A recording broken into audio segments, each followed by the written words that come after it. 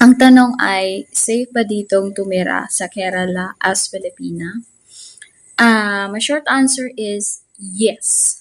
Safe siya, but not careless safe. Yung bang smart safe. Because let's be real, diba?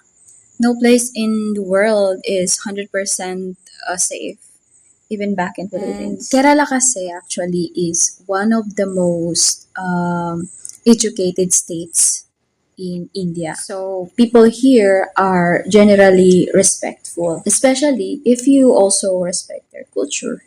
Being safe doesn't mean that being relaxed all the time.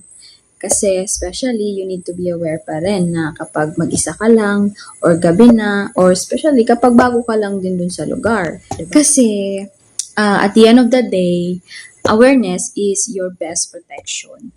So let's talk about reality, hindi pang fairy tale lang dapat.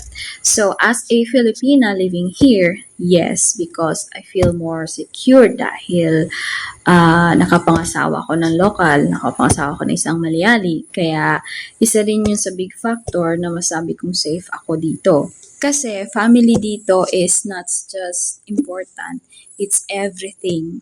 So once you are part of the family, then you're somehow protected. But here's the thing, okay? Listen carefully. Hindi lang sa Malayali ka dapat nag-iingat. Dahil dapat maging maingat ka din sa mga kapwa mong Filipino dito. Well, real talk. But hindi lahat ha. Not all, dilitanan, di ka nalangon. So, hindi lahat, okay? But some. May mga misunderstanding, inggit, unnecessary drama, and sometimes those hurt more than the strangers, di ba? Kasi nga, di ba, sabi nila, not everyone who speaks your language speaks your heart. Choose your cycle wisely. Hindi porket kababayan, safe agad, this is expensive, kaya protected. So overall Kerala is still a good place to live. Tsaka mababait ang mga tao dito. Simple lang sila, simpleng pamumuhay, at marami kang matututunan dahil tulad ko, natuto ako magtanim. Yung bang kada punta ko sa ibang lugar or nakakilala akong Pilipinas, maraming halaman, nangihingi ako. Shoutout kay Ate Monina, kay Ate May, kay Jessica, at kay Ate Aya, ng mga nakuhanan ko ng mga halaman yan. At isa sa matutunan mo dito ay yung patience.